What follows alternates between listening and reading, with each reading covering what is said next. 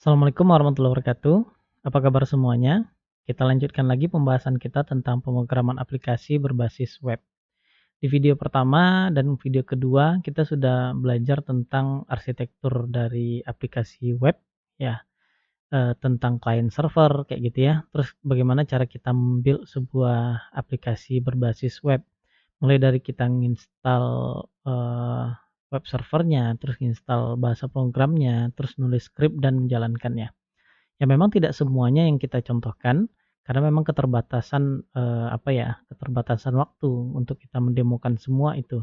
Tapi saya rasa nanti, kita akan susulkan dengan video-video yang lebih detail khusus untuk perbahasa programnya. Nah, untuk teman-teman yang, baru menonton video kali ini, perlu diketahui bahwa memang materi kita tidak fokus kepada satu bahasa pemrograman saja. Bisa jadi nanti kita akan mendemokan dengan berbagai bahasa program gitu ya, mungkin bahasa program PHP atau menggunakan JS kayak gitu ya. Tujuan kita adalah untuk memberikan pemahaman tentang bagaimana konsep dasar pengembangan aplikasi berbasis web. Nah, berikutnya memang ketika teman-teman membahas tentang pengembangan aplikasi berbasis web, ini tidak lagi bercerita tentang, satu bahasa pemrograman saja. Apalagi kalau kita tahu ketika kita membikinkan sebuah web, sebenarnya kita tidak hanya mempelajari dan membuat satu jenis bahasa program, tapi kita bisa membuat sebuah halaman website itu dari berbagai jenis bahasa program. Oke, kita lanjutkan video kita yang, ketiga. Ini video kita yang ketiga, kita akan fokus kepada konsep, yaitu server side scripting. Jadi kalau teman-teman mempelajari basic dasar sebuah web, teman-teman pasti akan dikenalkan dengan istilah, client side scripting dan server side scripting, kayak gitu ya. Ada 2 sebenarnya istilah itu. Client side scripting yaitu adalah script yang dijalankan di dalam klien. Kalau teman-teman masih ingat materi kita di video pertama, yang namanya klien ya web browser cerita kita ya, seperti itu ya. Nah, sedangkan kalau server side scripting, itu adalah script yang dijalankan di dalam server. Jadi, kalau kita membikinkan sebuah script yang, menghasilkan, program tertentu, nah script tadi itu dijalankan di server, barulah nanti hasil script tadi itu dikirim kepada klien untuk ditampilkan. Nah, kita akan mempelajari tentang server side scripting ini dari dasar, supaya teman-teman dapat gambaran bagaimana pembuatan, script yang ada di dalam, server ya. Oke. Pertama, kita membahas tentang yang namanya static web. Jadi kalau teman-teman pernah dengar istilah static web, yaitu website yang statik, yang tidak berubah sebenarnya. Maksud yang tidak berubah itu seperti apa? Misalnya ada user A, si A kayak gitu ya. Dia melakukan request menggunakan browser. Request ke dalam server, server ini melakukan respon, memberikan respon terhadap request tadi. Yang direspon oleh server itu adalah hello world misalnya. Nah, berikutnya si B juga melakukan request dari komputer yang berbeda, dari waktu yang berbeda kayak gitu ya. Terus dia request ke dalam server. Ketika dia request ke dalam server, server juga memberikan respon yang sama. Begitu juga dengan si C. Dengan kondisi yang berbeda, waktu yang berbeda, komputer yang berbeda kayak gitu ya. Dia tetap memberikan respon hello world. Hello world. Jadi apapun dan siapapun, kapanpun website itu diakses, website itu akan memberikan respon yang sama. Itu static web. Biasanya static web ini digunakan untuk menampilkan informasi seperti eh, panduan tertentu kayak gitu ya. Yang namanya panduan mungkin dalam waktu kurun 1 tahun, 2 tahun, bahkan 5 tahun panduan itu tidak akan berubah kayak gitu ya. Jadi itu contoh dari static web. Website yang diakses oleh siapa saja, kapan saja itu tidak berubah. Bahkan memang itu saja websitenya seperti itu ya. Nah, itu website statik. Berikutnya kita akan kenal yang namanya website dynamic yang menggunakan server side scripting. Ketika kita menjalankan sebuah request, misalnya si A gitu ya, si Andi, dia request ke dalam server, gitu ya. Server itu memberikan respon hello Andi kayak gitu ya. Server itu memberikan respon hello Andi gitu. Terus setelah itu si Budi dari komputer yang berbeda, dia melakukan request di waktu yang berbeda kepada server yang sama. Servernya masih sama. Tapi server itu merespon dengan respon yang berbeda. Hello Budi gitu. Begitu juga dengan Citra. Hello Citra. Begitu juga dengan Dodi. Dia akan memberikan respon sesuai dengan namanya. Ya, yang seperti ini teman-teman akan sering lihat di website zaman sekarang. Misalnya teman-teman buka Instagram kayak gitu ya. Teman-teman buka Instagram, terus di dalam Instagram teman-teman itu kelihatan bahwa di dalam Instagram itu ada nama teman-teman kayak gitu ya. Misalnya teman-teman login, terus teman-teman klik profil, yang muncul itu adalah profil Anda sendiri kayak gitu ya. Bukan profil orang lain. Nah, di sini tandanya adalah website itu dynamic. Ketika kita yang login, yang dimunculkan adalah profil kita sendiri. Ketika orang lain nanti login, yang dimunculkan adalah profil orang lain. Sebenarnya secara tema, secara warna dan susunan layout dari websitenya itu sama, hanya saja datanya yang berbeda kayak gitu ya. Nah, dengan begitu itu kelihatan bahwa websitenya itu dynamic. Nah, di dalam website itu dia memiliki script yang dijalankan di dalam server. Oke ya. Nah, itu konsepnya. Itulah bedanya nanti kalau seandainya ada website yang tidak ada server side scriptingnya dengan website yang ada server side scriptingnya.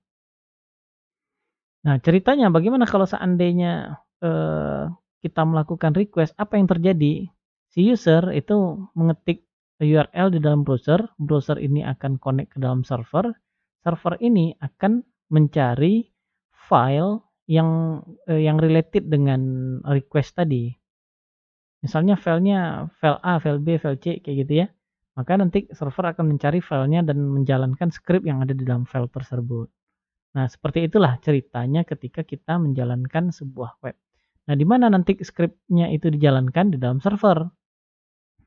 Misalnya ini adalah script untuk menampilkan tampilan tertentu yang include database di dalamnya. Maka ketika menjalankan script ini akan mengakses database. Kayak gitu ya. Nah, kalau dia mengakses database, hasil data yang di-request ke database itu akan dirender dan digabungkan ke dalam hasil outputnya. Nah, nanti hasil outputnya itulah yang akan ditampilkan ke web browser. Seperti itu mekanisme yang terjadi ketika kita menjalankan server side scripting. Nah, ini contohnya. Ketika teman-teman melakukan request ke URL tertentu, misalnya http websaya.com misalnya kayak gitu ya. Nah, ini websaya.com nggak ada sih sebenarnya ya. Nah, terus di request file hello. Maka yang terjadi adalah klien merequest file hello, server nanti akan minta file hello-nya. Oh, ini loh file hello kayak gitu ya. Kalau seandainya file hello-nya tidak ada, misalnya file hello X saya bikin seperti itu atau file hello 1 kayak gitu ya. Ternyata nama filenya nggak ada, nggak ketemu seperti itu. Maka dia akan memberikan respon not found. Nah, seperti itu ya. Begitu juga nanti kalau seandainya yang saya request itu adalah hello world, word-nya bukan hello ya, world-nya. Maka yang akan diakses adalah world, yang file hello itu tidak akan dijalankan. Nah, untuk membuat itu ya coba kita demokan ya. Nah, sekarang saya bikinkan sebuah project. Project saya letakkan di project PHP, enter, kita bikinkan folder baru misalnya app 2 karena di folder ini sudah ada app 1 kayak gitu ya. Jadi saya bikin app 2. cd app 2. Nah, kayak gitu. Nah, di sini kita akan jalankan apa namanya? Codingnya. Nah, di sini saya menggunakan Visual Studio Code ya untuk mengcoding. Nah, di sini saya bikinkan file hello.php. Nah, seperti itu. PHP, enter, echo. Nah, ini sudah kita contohkan sih sebelumnya ya.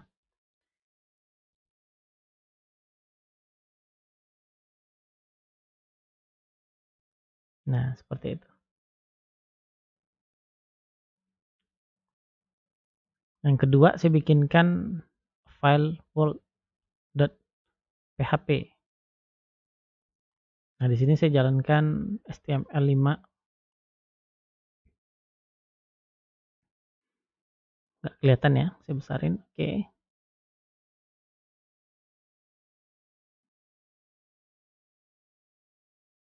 Nah, seperti ini.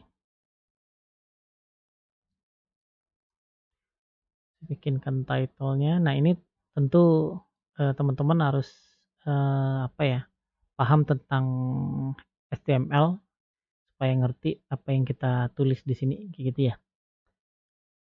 Ini saya bikinkan heading 3. Misalnya,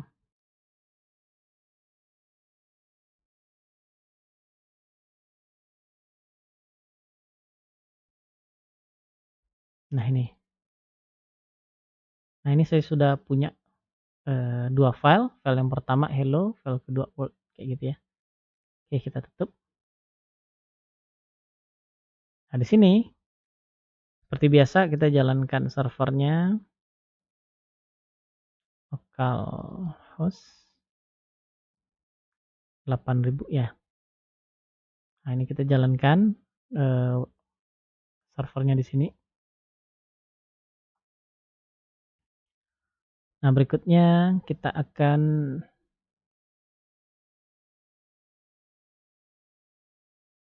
akses web servernya menggunakan browser. Nah, ini saya punya browser localhost 8000 sudah ada. Nah, seperti yang kita jelaskan kemarin, di sini kita tidak mengakses nama filenya. Kalau saya bikinkan localhost 8000 saja, maka dia akan mencari file tertentu ya. Dan ternyata file tertentu itu tidak ditemukan. Nah, kalau seandainya kita ingin menjalankan hello gitu ya, saya jalankan hello.php, enter kayak gitu. Nah, ini muncul hello programmer. Tapi kalau seandainya saya requestnya itu world.php, nah dia akan keluar hello world lorem ipsum kayak gitu ya. Nah, ini adalah mekanisme cara kita membuild sebuah website. Jadi kita bisa saja bikinkan website itu per file kayak gitu ya. Nah, bagaimana nanti untuk koneksi antar filenya? Ya sama seperti teman-teman bikin di HTML kayak gitu ya. Misalnya di sini nanti teman-teman bikinkan sebuah link untuk kembali ke file hello.php kayak gitu ya. Nah, kalau teman-teman ingin bikin seperti itu, kita coba codingkan ulang. Saya bikinkan codingnya. Buka terminal baru. Kita akses folder tadi, dev, project, PHP, F2, kayak gitu ya. Saya jalankan Visual Studio Code. Nah, oke.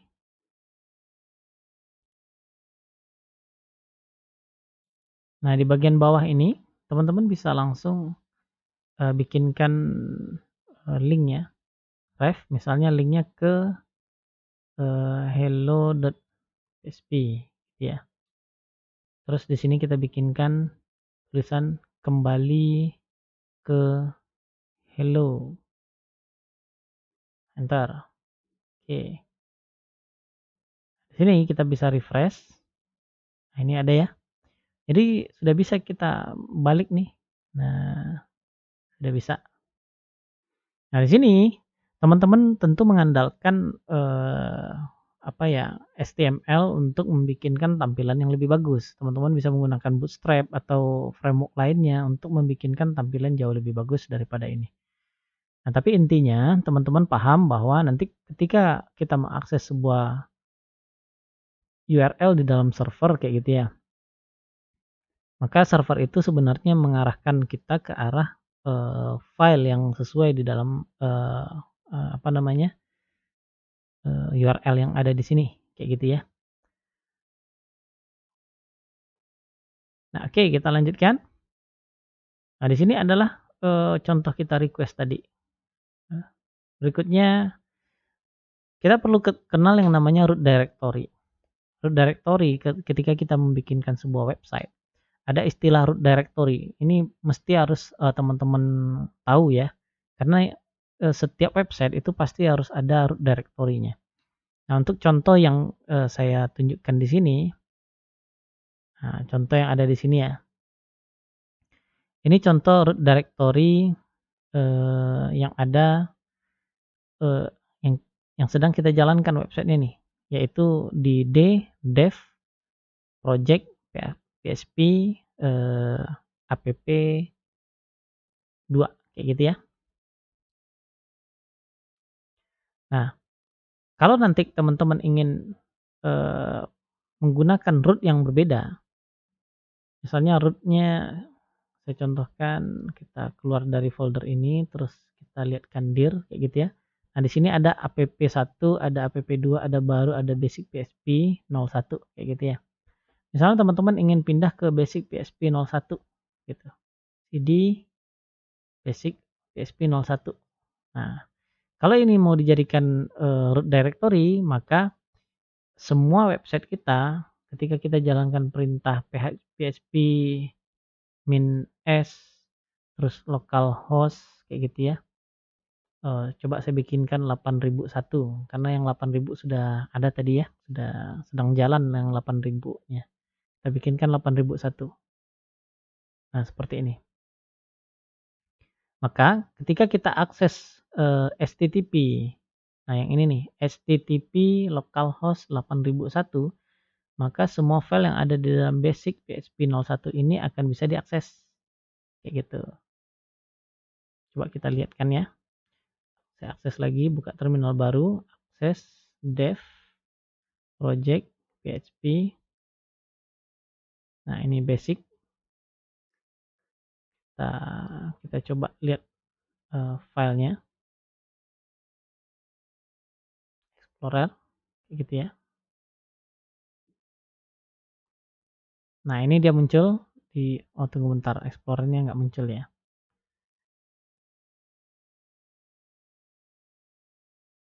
Nah, di sini muncul Explorernya.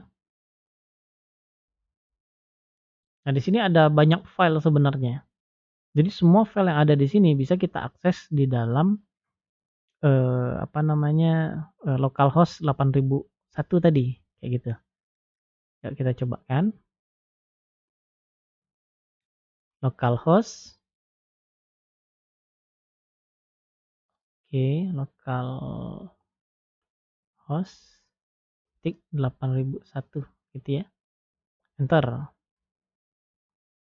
Nah, di sini ada, kita lihat lagi localhost-nya.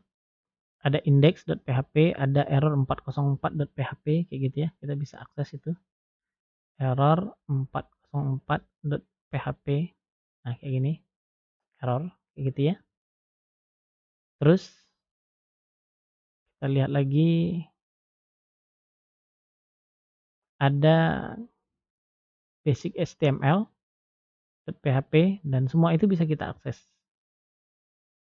Kita contohkan ya. Basic HTML.php. Nah, seperti itu. Nah, ini dia kalau untuk yang 8001. Nah, ini dia yang untuk 8000. Kayak gitu ya. Nah, oke. Nah,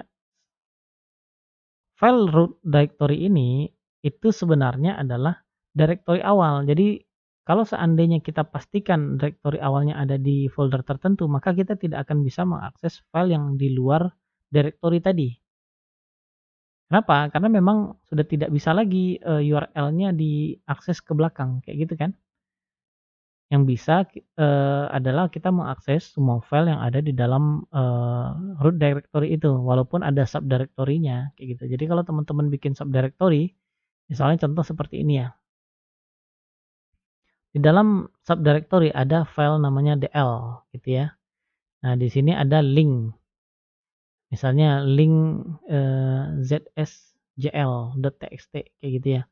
Asal teman-teman tahu linknya atau nama filenya, teman-teman bisa mengakses file ini, kayak gitu. Kita contohkan. Nah, ini yang 8001 ya. Ketika kita ingin mengakses directory DL, nah kita bisa bikinkan seperti itu. Terus kalau kita tahu nama filenya link .tscl, misal seperti itu ya, .txt. Nah, maka dia akan munculkan ya, walaupun memang di sini kayaknya kosong ya isi dari teksnya itu. Nah, tapi dia bisa langsung menampilkan link atau file yang ada di dalam folder tadi kayak gitu. Nah, oke, itu dia ya yang tentang root directory. Nah, berikutnya root directory ini memang harus dibedakan dari directory OS. Jadi teman-teman jangan meletakkan root directory-nya itu di directory yang sensitif, kayak gitu ya. Justru diletakkan di directory yang khusus, yang tidak ada file yang sensitif di dalam itu. Kalau seandainya teman-teman meletakkan file sensitif di dalam root directory atau subfoldernya di dalam root directory itu, maka bisa jadi file itu akan dapat diakses dari website, kayak gitu ya. Nah, oke. Selanjutnya kita akan bahas lagi tentang routing. Jadi setelah teman-teman paham tentang root directory tadi, cara kita mengakses file-file di dalam directory tadi itulah menggunakan routing standar dari sebuah web server. Routing standar itu berupa request URL yang dalam bentuk file kayak gitu ya. Contoh, kayak tadi kalau seandainya saya jalankan localhost 8000 kayak gitu ya. Nah, ini saya jalankan localhost 8000 atau 8001 yang ini ya, 8001.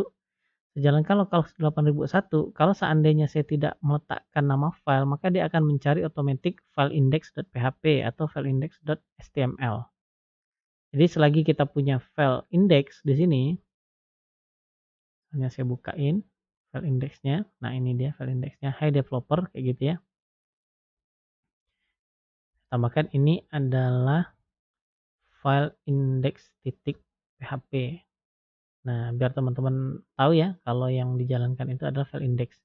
Jadi ketika kita jalankan 8001 tanpa ada nama filenya, maka dia akan otomatis mencari index.php. Nah, yang seperti ini teman-teman bisa juga akses dengan gaya index.php. Akan hasilnya sama kayak gitu ya.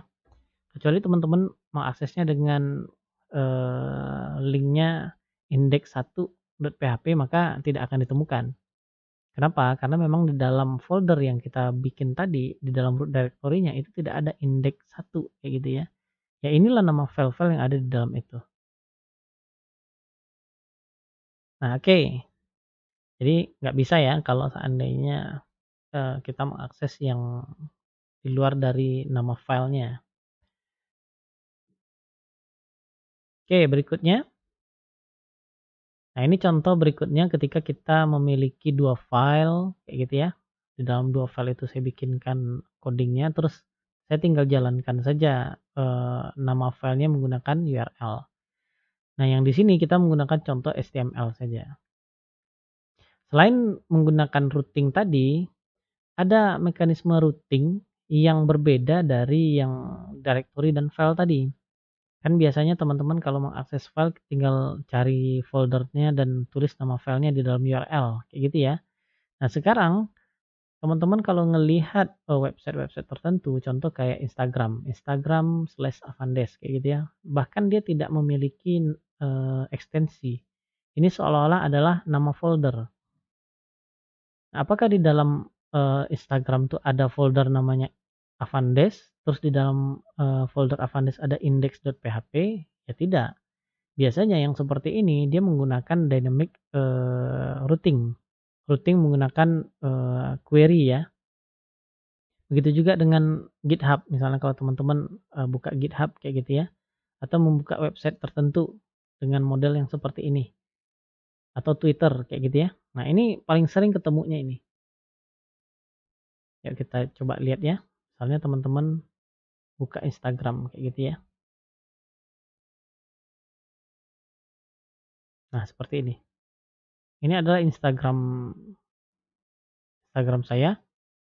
Misalnya kita ingin mengakses menu tertentu kayak gitu ya. Misalnya yang ini atau yang menu guide misalnya seperti itu ya.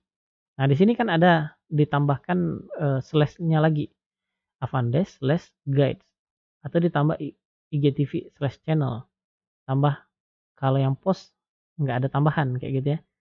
Yang tag misalnya seperti itu, ada yang seperti ini. Nah, ini adalah, contoh pembuatan, URL yang sebenarnya lebih dynamic menggunakan query dari URL-nya. Nah, bukan berarti kita, akses, dengan URL seperti itu, bukan berarti di dalam servernya ada folder yang dengan nama saya, seperti ini. Eee, Bayangkan saja kalau seandainya Instagram ini punya banyak sekali, ada jutaan, bahkan miliaran user kayak gitu ya.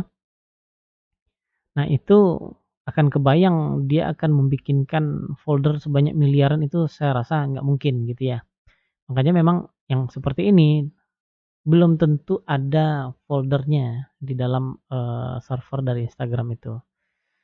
Nah, oke, mekanisme seperti ini biasanya menggunakan query.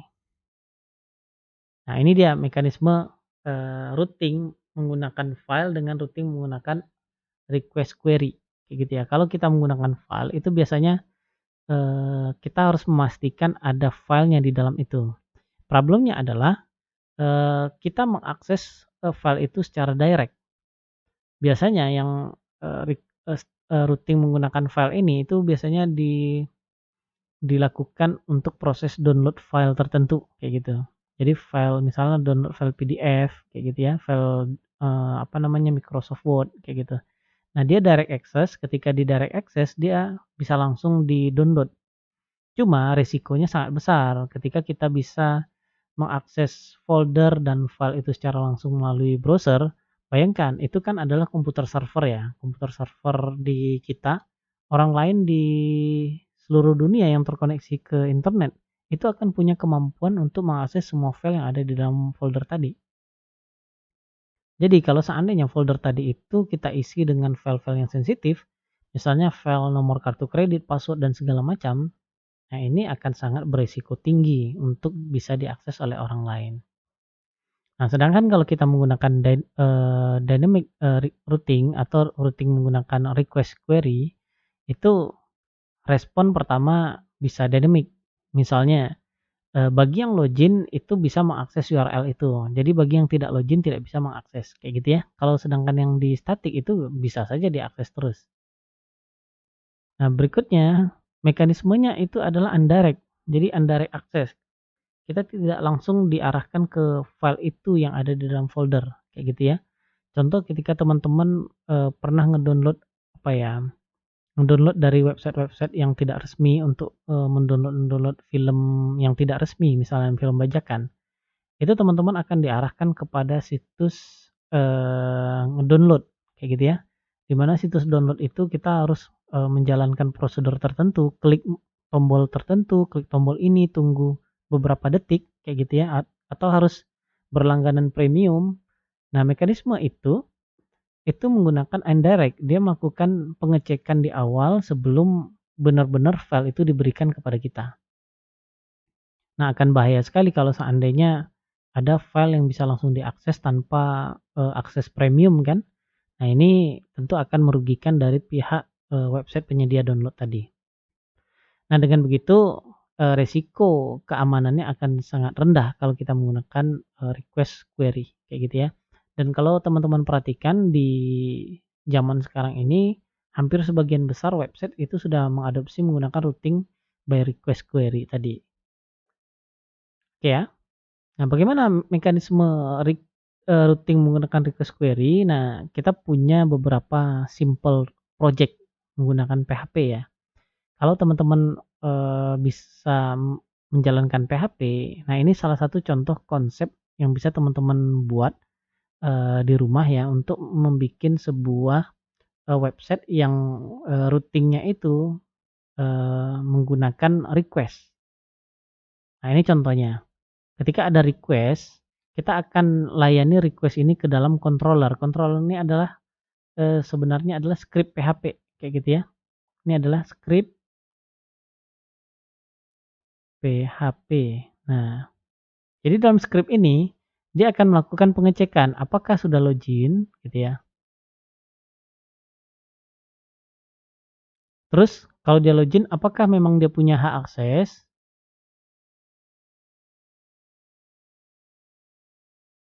Nah, apakah dia punya hak akses? Kalau punya, maka dia ingin mengakses page yang mana? Page yang mana? Page 1, page 2, atau page 3 kayak gitu ya. Kalau dia nanti request page 1, maka yang akan ditampilkan adalah page 1. Kalau dia request page 3, maka yang ditampilkan adalah page 3. Seperti itu. Nah, caranya adalah kita bikinkan sebuah controller menggunakan PHP. Terus di dalam controller tadi kita akan ambil variabel request-nya. Baik request-nya get atau post kayak gitu ya. Terus kita gunakan kondisi untuk routing. Nah, jadi nanti kita dapatkan file request-nya, variabel request-nya. Variabel ini kita bikinkan kondisional, kalau dia request yang A maka diarahkan ke A, kayak gitu ya. Kalau dia B maka diarahkan ke B, seperti itu. Bagaimana implementasinya dalam pembuatan aplikasi? Oke, kita contohkan ya. Nah, di sini basic PHP 1 ya, kita tutup dulu ya basic PHP 1, kita pakai yang sebelumnya. Ini kita close dulu apanya, servernya. Sip. Nah, ini server yang app2. Nah, kita akan edit app2. Saya bikinkan terminal baru, akses project directory tadi, terus php app2 kayak gitu ya. Saya jalankan VS Code.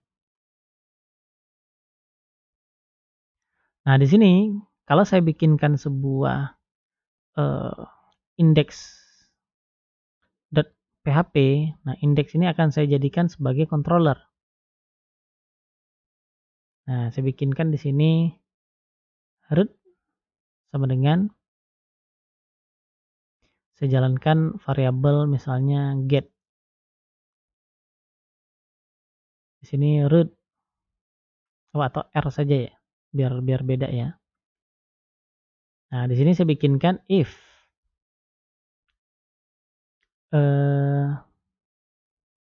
root root sama dengan misalnya hello kayak gitu ya.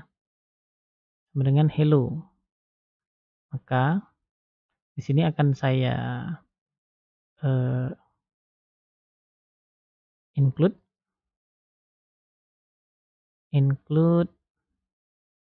hello titik php. Nah, seperti itu. Else, nah jika yang di rootnya itu arahnya ke sama dengan misalnya world,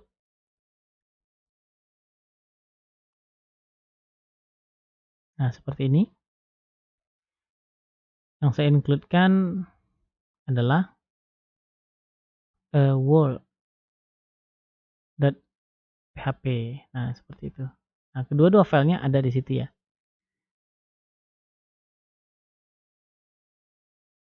Terus kalau seandainya else, sisanya saya echokan misalnya tidak ada root. Nah, oke. Nah, ini kalau saya jalankan, kita jalankan lagi.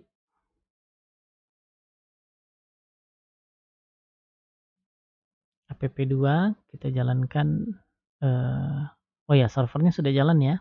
Nah, oke, kita tinggal jalankan browsernya. Jalankan browsernya. Nah, ini saya tutup. Index yang akan kita akses adalah index. Jadi kita tidak perlu bikin nama filenya. Nah, di sini keluar nih. Nah, masalahnya di sini ada error. Undefined index error kayak gitu ya. Ya, ini karena kita memang tidak memberikan variabel request-nya. Coba kita berikan variabel request index. Saya bikinkan kayak gini. Index titik php, kasih tanda tanya r sama dengan misalnya hello. Nah, enter. Jadi kalau seandainya saya bikinkan r sama dengan hello kayak gitu, maka dia akan mengarah kepada hello.php gitu ya. Yang seperti ini sebenarnya dia tidak mengakses hello.php, yang diakses itu adalah index.php gitu. Begitu juga kalau seandainya R-nya saya ganti jadi world. Nah, maka dia akan akses seperti itu.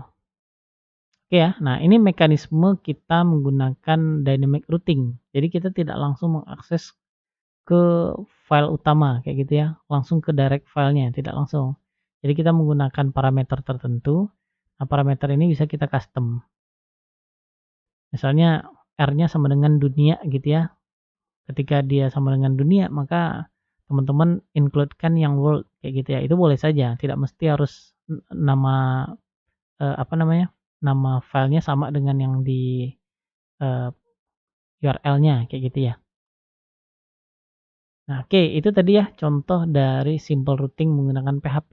Nah, contoh ini juga bisa diterapkan untuk kasus-kasus lain. Misalnya kita membikinkan sebuah profil kita kayak gitu ya, website profil pribadi kayak gitu. Kalau dia halaman beranda, maka dia akan munculkan beranda. Kalau dia profil, munculkan profil. Nah, bagaimana dengan pola yang seperti ini? Nah, ini tentu melibatkan settingan-settingan tambahan. Yang bukan berarti tidak mungkin kayak gitu ya, tapi ini sangat memungkinkan sekali untuk kita bikin, hanya saja kita perlu settingan-settingan tambahan.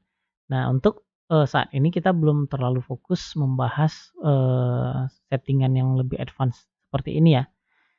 Kita akan pelan-pelan saja dulu membuat sebuah website, bagaimana kita membikinkan sebuah website, tapi tetap dengan konsep-konsep yang, harus kita pahami secara global. Nah, jadi sehingga teman-teman paham konsep yang namanya, aplikasi berbasis web tanpa terpengaruh dengan bahasa programnya. Oke, saya rasa cukup dulu untuk materi pada video kali ini.